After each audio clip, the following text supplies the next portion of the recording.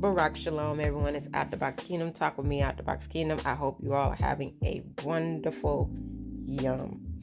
I wanted to come on here right quick because you remember yesterday I was talking about the whole thing about Yah has his own personal way or his own way of how he's going to heal you, right? He pick and chooses how he's going to heal you.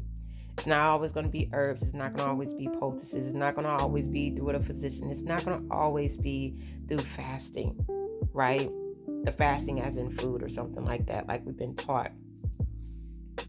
It goes much more deeper than that. Healing is connected to forgiveness as well. And I am a walking testimony of that, of what forgiveness can do, right? So back in 2010, I had just got out the military, but I was, like I said, dealing with reproductive issues.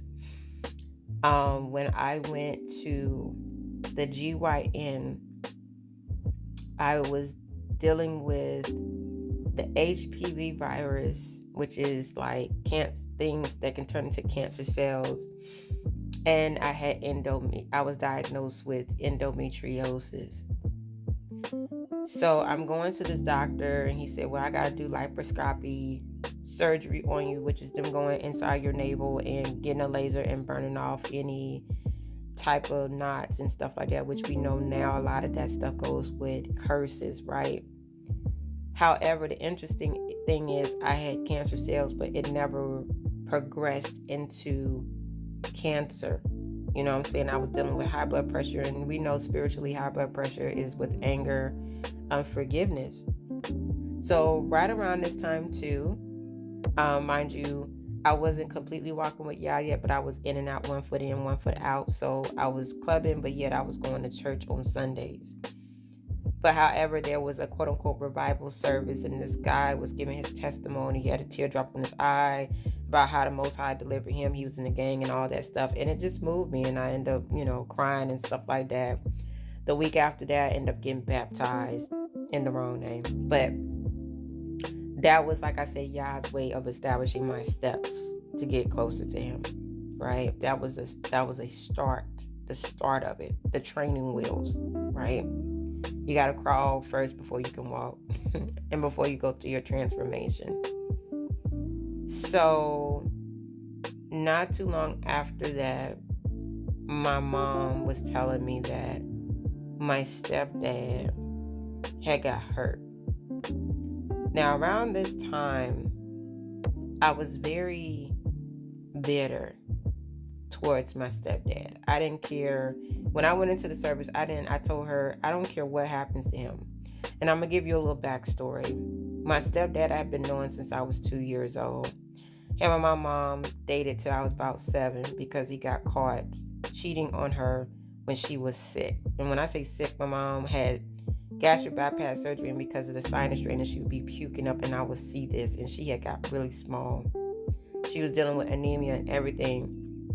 So I was there when she found the message, you know what I'm saying, on the answer machine. That's when answer machines existed. Anyway, separated. When they separated for a while, he ended up marrying a woman that he cheated on my mom with, created a child. That woman ended up being abusive because she was, I think, Hispanic, or she was white or whatever. And then years later, he was kind of like trying to be in and out in the background. So fast forward, I'm now 15 years old, and he's now trying to come in the picture. And because my mom loved him, I guess she felt the great delusion. I said the heart is very deceitful. She and him picked back up where they left off at.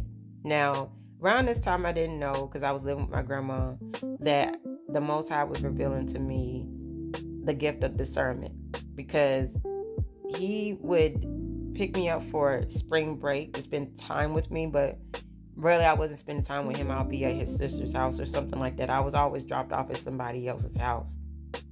So I guess he did that to get my mom interested again. So when him and my mom he gets his divorce, and then him and mom decides they want to get married at this point, making up for lost times. So I tell my grandmother about it. And instead of my grandma saying, hush your mouth, you don't know what you're talking about, I told her, I said, something ain't right about this. And it's going too fast. And she said, you just got to let your mom find out. Unfortunately, you got to let your mom find out for herself. Now, I had to end up moving back to Virginia, which Virginia was not my favorite place, and it's still not. I feel like how Yona is with Nineveh. I don't care to go back to that place, but that's where my process started, right? The set apart process. My grandmother died. So the person that understood me and my gifts and my calling, which the Most High revealed to her, but she never shared it with me, she was gone. That was like my best friend. So that was the heartache there. Mind you, I was dealing now, him and my mom gets married. The child that's created out of this other marriage is now in our house. I got to deal with comparison because she's mixed and I'm pure Hebrew. So his family is putting her on a higher pedestal, but about bad mouthing me and everything under the sun. You're going to be the worst. You're a rebellious child. You're going to get pregnant early, blah, blah, blah, all that stuff. It never happened. Then he's dealing with alcoholism. I'm getting verbal abuse from him. I'm getting bullied at school at the same time, just targeted for no reason by the adversary. And the verbal abuse got so bad because it's like the adversary did not want me there. It's like he wanted my mom to myself, but he didn't want to accept me. So the adversary would use him to nitpick, and it would be to the point like he would do stuff for his daughter, but then with me, it was like you got to work hard to receive what I give you. It was just always negative to the point that he wanted me to ask permission to go in the refrigerator. So I had to eat when I worked. I had to eat, get food from work and take my food up to my bedroom to eat.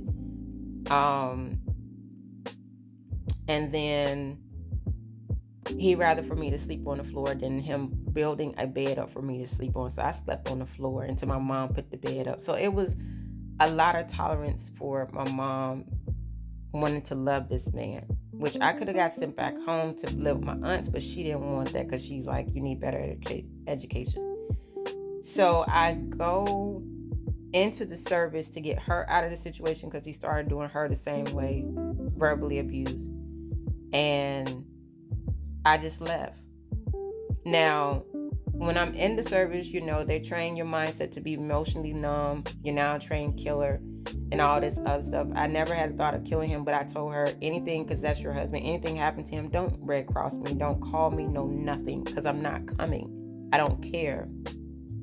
So fast forward now to 2010, 2011 year, he gets, I'm out of service, I'm doing well, I'm in school, doing exceedingly abundantly, and this situation comes where my mom is still married to him and he gets hurt.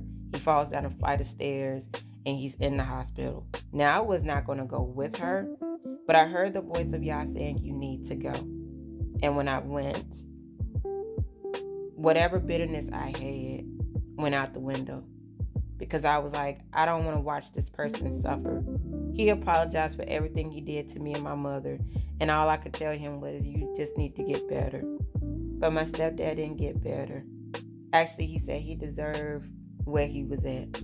Now, when Yah said vengeance is his, says Yahuah, he comes down hard on those that oppress you. But my heart posture, and I say this all the time with Yah, if I got to pick and choose, I would have said give him a second chance. You see what I'm saying? My stepdad ended up dying in hospice. He suffered. But the diagnosis I had got was coming from bitterness. And it was trying to turn into cancer. And we know what scripture says about cancer. And bitterness dries up the bones and all this other stuff. But when I forgave my stepdad, that's when the Most High, it wasn't the medicine. Even though I got the surgery and they treated me with medicine, but it was the Most High that was testing me to see what I was going to do. And if I hadn't went up there to see my stepdad and received his forgiveness, I would have been still dealing with cancer. But the Most High healed me. Okay? So what I want to say is, for those that still holding on bitterness, you got to forgive. Because if you don't forgive, how is the Most High supposed to heal you?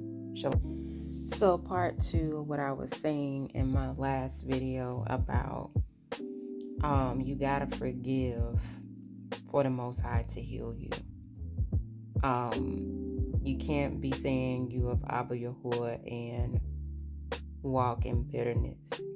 Like I said with my stepdad's story, if y'all had asked me, like, when, Abraham was talking about, Sodom and Gomorrah being destroyed, if there's 50, if there's 5, and the Most High say, if there's 50, if there's 5, I won't destroy it. But y'all knew it wasn't many people in there, but Lot was in there, and Lot got spared. That's where I was at with my stepdad. And my stepdad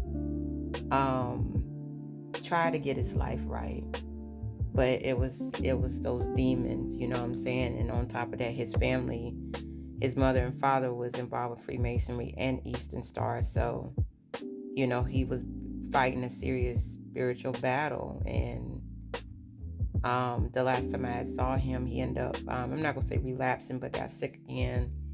And this is how he ended up, passing away, which Yah showed me in a dream that he was going to pass away. So that was another gift that I came to. At that time, I despised it, but now I understand I love my gifting. But he was showing me that he wasn't going to be there when I get married. And I wasn't even with my husband yet. But I watched him suffer in hospice. He had a stroke. His sister didn't tell my mom. I watched him suffer. Someone that I know that was healthy and strong at one point in time. Someone that I looked up to as a little girl. I was watching him perish in this hospital bed. And so I tell people now, when somebody reach out to you that has hurt you, you don't never know that that's going to be the last time you're going to see that person or speak to that person. And at that time, you are being tested. Not tempted, but tested by the Most High of your heart posture. Because a real bitter person that has a seed of high Satan would have been just enjoying watching that person suffer. But I just couldn't. Even the young lady that bullied me from 8th grade all the way to the 11th grade, because she, for some reason, I believe the Most High was revealing to her things, because she just wouldn't bully me anymore in our 12th grade year. 12, right? Governmental order. But she died like 2 years after we graduated, and the way she died was terrible. She got flung out the car and she died instantly. But when I found out the news through, I think it was MySpace at that time or Facebook, I wept because I said she didn't deserve to die that way. And that just shows your heart posture, right? You know what I'm saying? And so even in the midst of that, like I said, I was dealing with my heart then. And even though I was taking garlic pills, even though I went through the surgery, even though I had to do like this 3-step procedure for the HPV virus, I know it had nothing to do with the physician. I know it was the Most High Yahuah that healed me, that restored my womb. You know what I'm saying? And so, like I said, however, later on, because I was not molested but fondled as a child by my babysitter's grandson, and he tried to reach out to me later on, but that was that Me Too movement coming out, and that was a trigger for me. So instead of me talking to him, I didn't talk to him whatsoever. He was trying to message me on Facebook, and I think like a year or so later, or a couple of months later after that, my stepdad's niece had messaged me and told me that he had died, passed away from a drug overdose. He was ODing, and it could have been fentanyl or whatever, but he was ODing, and his friend just left him there. And once again, I said, yeah, he didn't deserve that. You know what I'm saying? But that was a time that I ended up regretting because I let my flesh get in the way. But I was going through my own healing process because Yah had me. I was going through that Job situation. So I was like, but he suffered. Like I said, vengeance is Abba Yahuah. I never wished, or spoken like, oh, he deserved. No. Like I said, every person that's done me wrong, I'm like, if I had a choice, I'd give him a second chance to get it right. So on that note, forgiveness plays a big part of your healing journey. Like when Kappa asks the questions, when somebody hurts you, how many times? He says 77 times 7. You're supposed to forgive. You're not going to forget. And I'm not saying for you to reconnect and reconcile unless the Most High tells you to do so. Sometimes the Most High would say just forgive and keep it moving. And that's technically because with my stepdad, he felt like he owed me stuff. He was wanting to get my car fixed. Anything. It was like he wanted to work for my love. But I was more like the apology was enough. We can start over. But the apology, you don't owe me nothing materialistically. That's pointless. But see, people would have took advantage of that. You know what I'm saying? It was more so you get better so me and you can start over and rekindle, but that was not Yah's plan. So I now share my story because it's so important for people to forgive. Forgive the people while they're here. Then you waiting until they're in the ground. Because the worst thing you could ever feel is have that regret that you didn't make amends with them. But however, have discernment, because you have people that claim that they want your forgiveness, but they doing stuff in a crafty way. But you can tell when it's the Most High wanting you to hear what that person has to say, so y'all can forgive and keep it moving, right? But yeah, I just felt like I needed to come on here. I'm a private person, but Yah has those moments where he's like, since we're talking about healing, tell your story.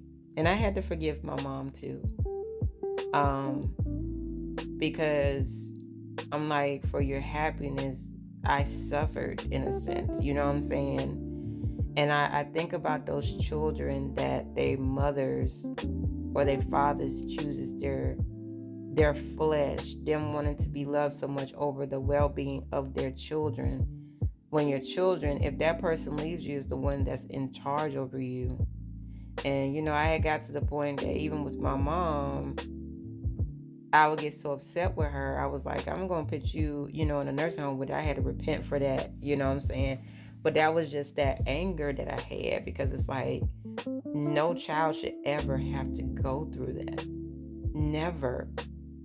A child's supposed to enjoy their childhood, not feel like they have to become an adult prematurely and take care of themselves.